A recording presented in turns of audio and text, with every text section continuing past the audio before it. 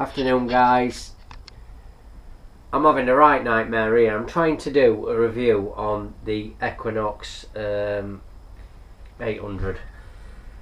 It doesn't obviously suit me because it's wrecking my head. I've had to delete footage, redo footage.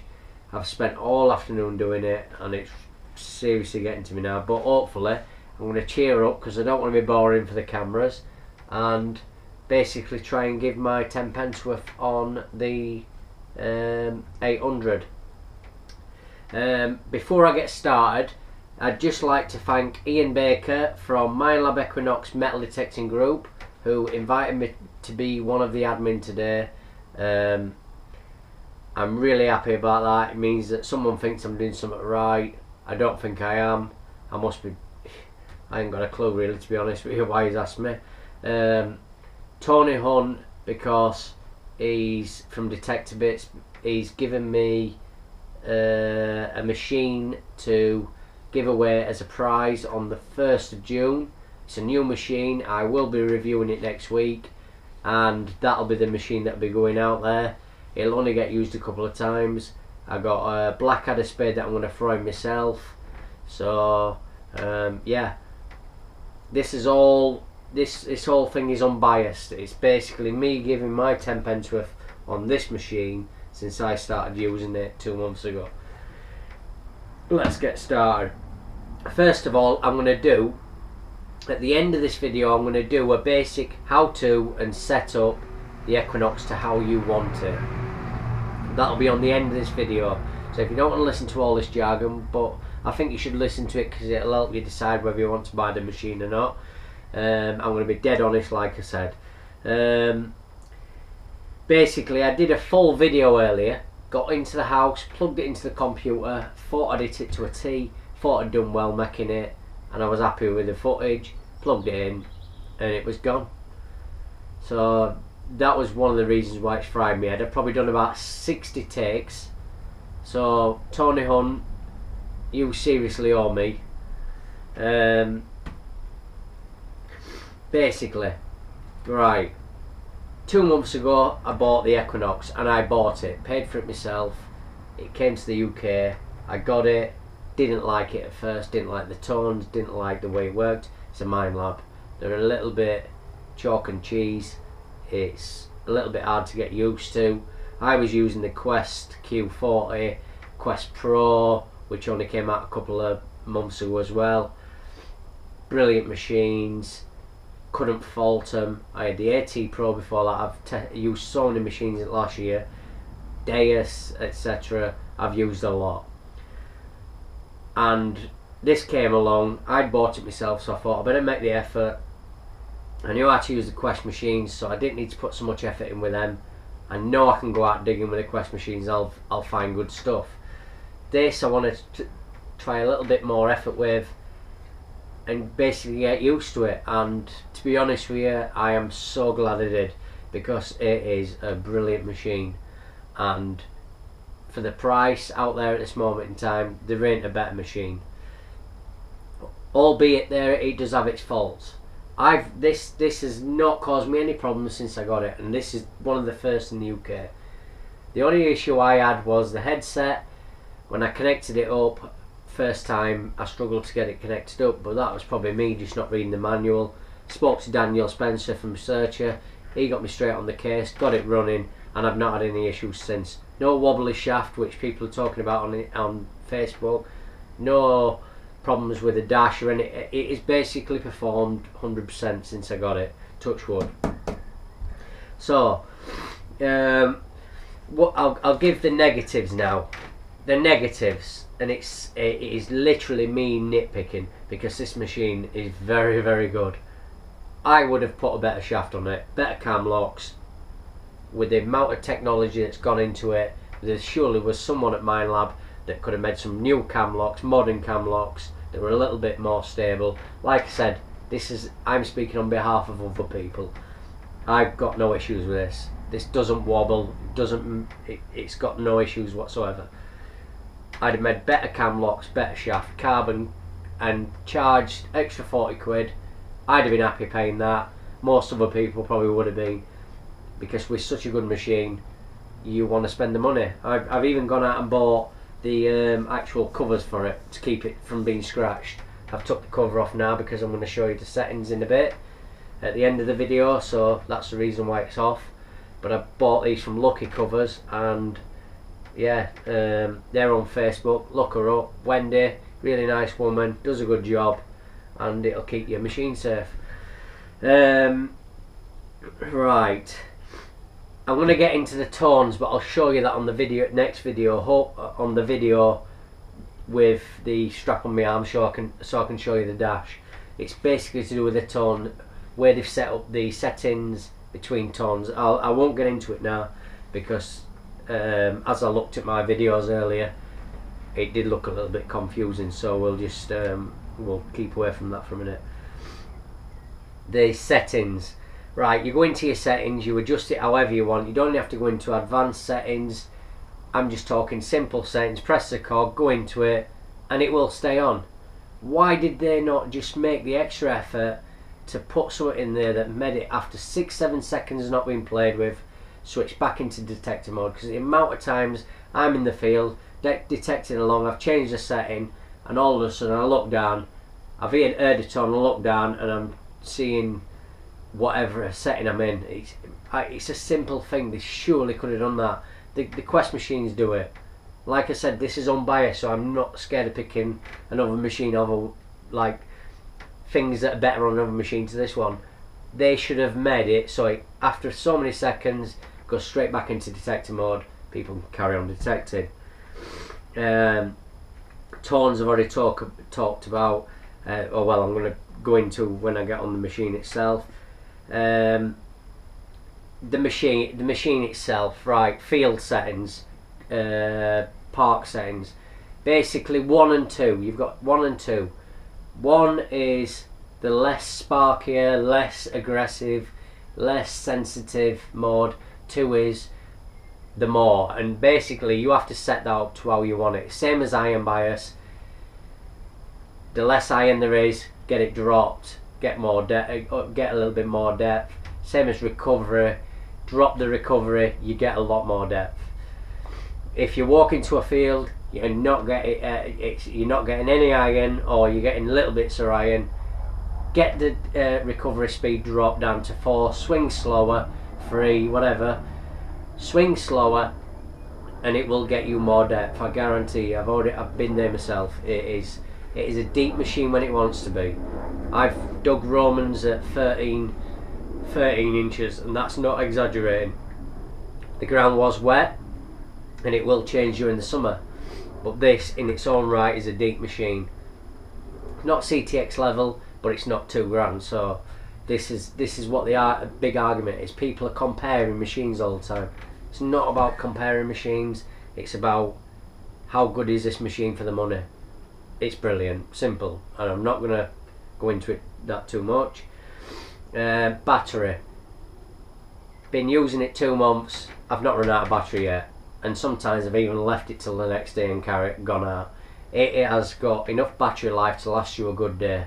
If you can't charge it overnight and you can't afford electric, how the hell do you afford a 900 quid machine? It's a no-brainer to me, so I'm not even going to go into the battery too much. One thing I will say is, when you put the battery connector on, some people have snapped the clip. It's because you've been too aggressive with it. Pop it on, when you want to pull it off, put your finger on the top left hand corner and flick it out like that, and it'll just pop straight off. Some people have obviously been trying to grab it from the back and they've pulled the cap off it. EMI, right, there's a lot of talk of EMI in the last, I've only started hearing of EMI in the last 4 months, so it's what a lot of people are talking about these days, so I'm going to go into it. I went out one day with Sid Perry from England's History Detecting.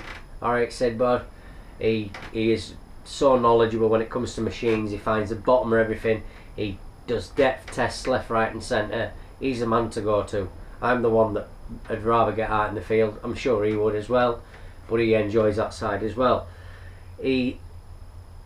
I agreed to take him out on one of my permissions one day where I found a few hundred Romans since January, I told him that there was an area where it was really bad EMI, electric fence, electric gates, wiring over the top, and to boot it was we think it's a Roman settlement of some kind, and basically it's just really trashy, really noisy, and really hard to get through.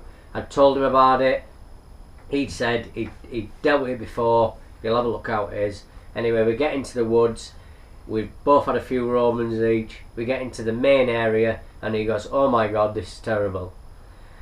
After an hour of us detecting about, and I've dealt with it, I've learned to work my way through it with all the noise in the background. I don't mind a noisy machine, but it was really noisy. Anyway, Sid got to the bottom of it. If you put this machine in a single frequency, in the worst of worst EMI, if the sensitivity dropping, do anything to the machine you can, and it's still bad, change it in single frequency, and you will be able to run it 23, 24. I've not had any bother. I've got another permission the same, and turn it into single frequency, and it's as stable as you like. Really stable. I can't knock it on that. So well done, Sid, on finding the source of that. People look at the settings, they worry the machine, they go, there's so many settings, it's hard, it would be hard to use. Not hard to use. You've got your 1 and 2 modes in each. You decide to pick your mode. Minelab have already set it up. The only thing I've noticed with the way Minelab set it up is, I don't know what they were thinking when they set the iron bias up at 0. That is why so many people dig lots of iron. Get the iron, as soon as you get this machine, turn it on, get to iron bias, pump it up to 3 or 4 if you've got lots of iron in the area, and that'll sort it out for you, and you'll get more confident. There's a few ways of sorting the iron out as well. 90-degree turn generally tells me that it's iron, simple. 6-7 inches off the ground, still getting a tone, it's iron. If you've got your iron bias down at 0 and you're walking around, you're getting a single 13-14, switch 90 degrees, ping it again. If it's 20s plus, that's iron. There's so many ways. Gordon Heritage is way of doing it is 10 kilohertz, I believe. Kick it in 10 kilohertz tells you it's iron. When I first got it, I dug a lot of iron, because the way Minelab set it up, I really don't know why they had the iron bias so low. When they set the rest of it up for people to turn on and go, they left the iron bias. Bonkers. Don't know. I'm not going to moan about it. Brilliant machine. Well done, Minelab. It's just my little 10 pence worth. And basically, I'm going to show you now a quick video of me setting it up to help you people out, how I'd set it up. Before I get into that, just like to say, get to my Facebook page, Marky Mark Gone Digging, metal detecting page. Add that, because I'm not always making videos. I am always out. I spend so many hours in the field, so get to that. Same as Instagram, Marky Mark Gone Digging. YouTube, you've obviously got my YouTube. Get subscribed to that, because there is going to be a brand new machine at the end of this month with a spade. And yeah, let's get onto the settings. I'll get back to you when I've got the strap on my arm. You won't see my face anymore, because I'm sure you're sick of seeing it. And I'll catch you all soon. Guys, I'm back. As you can see, finally got the machine. I'll turn it off again. I'm just making sure the dash is okay, because I did a little video earlier, did all this again like the other videos, all went pear-shaped. Turned the light on, had the light on bright because I thought it'd help you, and then it dazzled the screen and you couldn't even see the dash anyway. So anyway, I hope you do see this now. In fact, I might even just turn the whole light off. Hope you can see this now. I hope to God I do, because I've spent so much time doing this today now. Right, on button. I'm going to go left to right. I'm going to show you exactly how it all works. I'm going to show you the things that I was moaning about earlier in the last clip, and hopefully I can help you out. Right, on button. On and off, obviously. Press and hold it 8 seconds. Does a complete factory reset. it is going to be noisy because I'm in the shed and there's nails all over the place probably. Light button, there we go, 3 settings on that and off. Hopefully, like I said, you can see it. This is your mode button, so you've got, I'm in field 1 at the minute because this is what I use, and you go through them like this, 1, 2, so let me go from start to finish. Park mode 1, park mode 2, 2 being the sparky of each mode, or I believe, let me just say, I do think that gold mode is the opposite. So I think gold mode 1 is sparkier than I've done a lot of reading up about this machine, and I think it's gold mode. Anyway, this is field mode 1, field mode 2, beach mode 1, beach mode 2, gold mode 1, gold mode 2.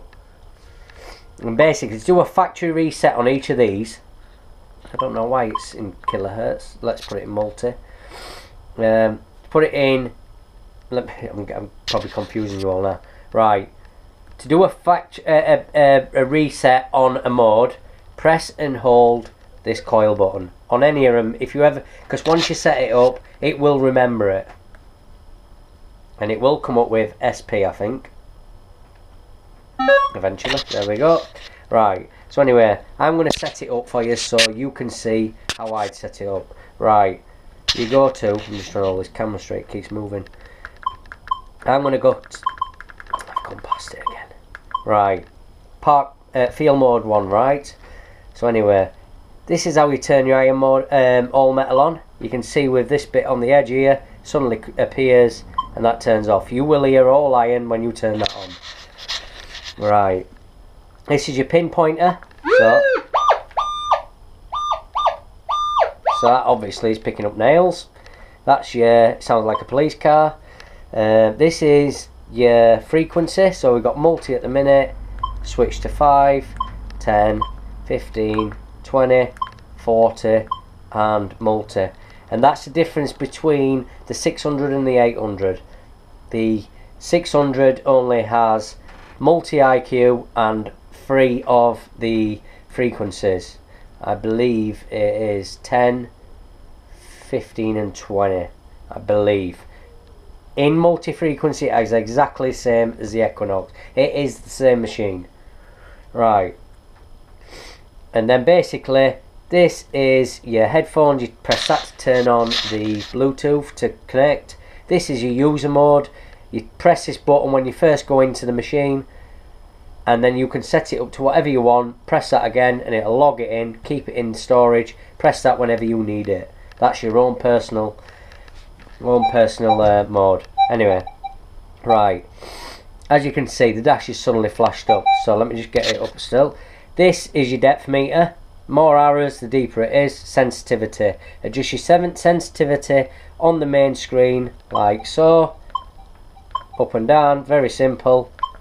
It's as easy as that. I generally try not to drop below 17, just as a rule, but like I said, you're better off having a quiet machine and losing a bit of depth rather than having a noise machine and just losing things because you're trying to get as much depth as you can.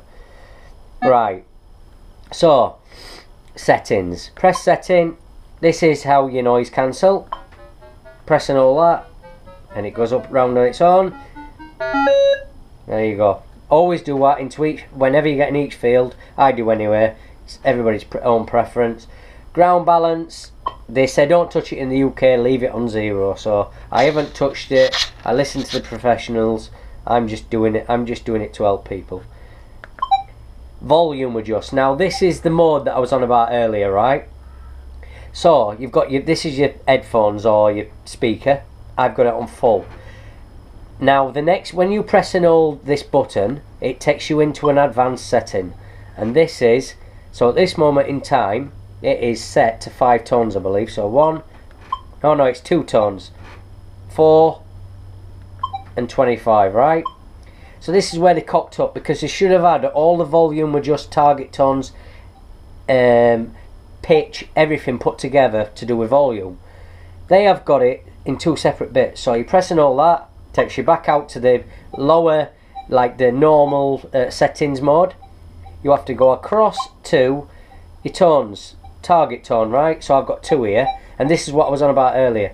They should have put all this together instead of skipping through and going all the way back around again. I use 5 tones. So if I wanted to use 5 tones here, and I did do it when I set it up, it was luckily that both Sid and Dan helped me. I couldn't find the 5 tones because I hadn't looked it up too much. You have to set it to 5 tones, then press and hold it, and this is your tone. This is your tone pitch. So how you want to set them up. This is not how I'd set them up normally. I will show you in a second how to set it up when I go back round. Just keep an eye out on what I'm doing. Back to there, press and hold it again, back to the lower normal settings out of the advanced. So we have to go all the way back round. I've set it up to 5. Volume adjust, and this is your volume tone. Your volume tone, yeah. So basically, you've got it at 4. I would have that at 7. Press that. 25. That is ridiculous. I'd have that at 15. And this, you do not need to worry about these. You can leave this on Minelab settings and they will, and it's fine. Like I said, there's only 3 things you have to worry about with this machine: iron bias, recovery speed, and sensitivity. This is when you get more advanced into the machine and start to know it. And I'd have that as that, right? So then you press and hold it again, takes you back out to the lower normal settings, threshold. I like to hear the loud hum that you can hear right now if you can. And basically, I like to hear that. You press and hold that, it's your pitch. So basically, as you can hear, it gets more squeakier the louder it goes. I like it on 1. Target tone, I've got it on 5, which I showed you a minute ago, which I said that these 2 should be together. They messed it up that way. It's just my personal preference. Press and hold it, your pitches, so I'd have that on 4. 9, 16, no, 17, silly boy, 17 and 25. That's how I'd have mine.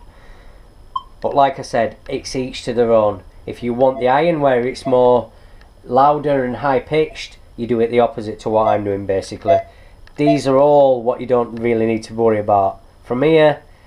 So basically, let me just turn it on. We go back to the beginning again, watch. From noise cancel, doing the noise cancel which I showed you, from there on in, you really don't, so long as you can hear it in your headphones with the volume, you really don't have to worry about any of these.